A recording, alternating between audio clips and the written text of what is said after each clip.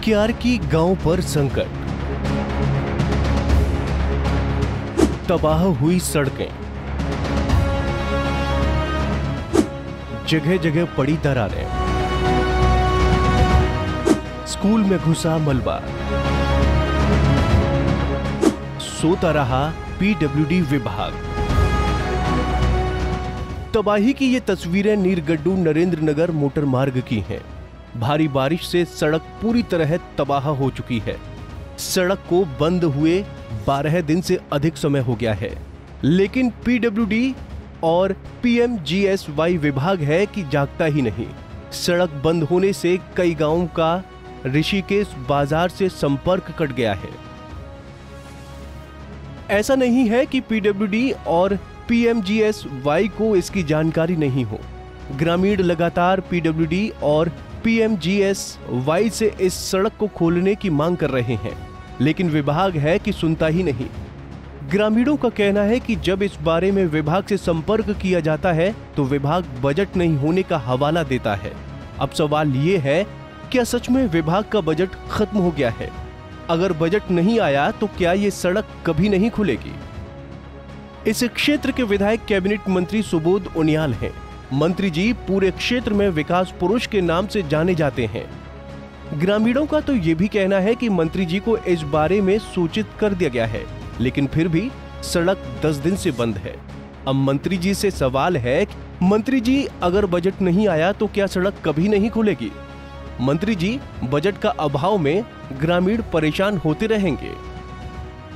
क्यारकी गांव ऋषिकेश से 10 किलोमीटर की दूरी पर स्थित है। ये गांव पर्यटन के लिहाज से बेहद महत्वपूर्ण है। यहाँ मानसून आने से पहले पर्यटकों का तांता लगा रहता है। तबाह हुई इसी सड़क से नीर वाटरफॉल का रास्ता भी जाता है।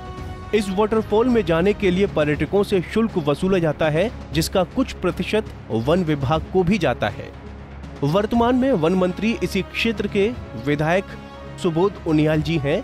ऐसे में सवाल ये है कि जब इस क्षेत्र से सरकार की कमाई हो रही है तो विभाग के पास फिर भी बजट की कमी है। अब जरा ये तस्वीरें देखिए। ये तस्वीरें हैं इसी गांव की प्राथमिक स्कूल की। भारी बारिश हुई तो सड़क का पूरा मलबा स्कूल में घुस गया, जिससे वहां सब तबाह हो गया।